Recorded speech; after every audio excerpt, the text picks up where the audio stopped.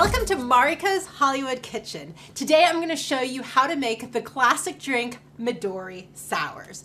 Now I was talking to my girl who's like a big fashion designer in LA, and we were talking about when we were 18 and used to sneak into the club with our fake IDs and the drinks we used to have back then. And it was only a couple years ago.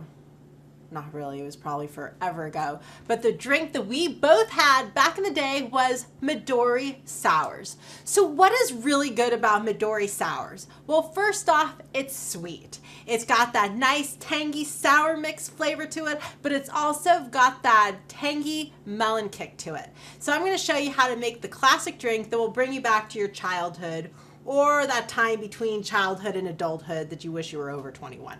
Anyways, to get started, you'll want to get a glass and you're going to want to fill it with ice. This is such a simple drink, no cocktail shakers or any fancy things involved. Just a glass, some ice, some Midori, and some sour mix.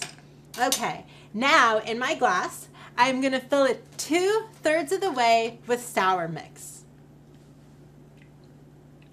I always love the bright yellow color of sour mix. So that's about 2/3 of the way filled. Now I'm just gonna top it off with Midori. Midori melon liqueur is so much fun. And one of the best parts about it is you can drink more of it because it only has half the alcohol of regular booze. Okay.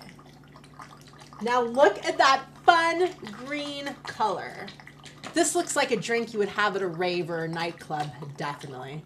All right, so that's all it is. You have a glass filled with ice, fill it up 2/3 of the way with some sweet and sour mix, and then top it off with some Midori.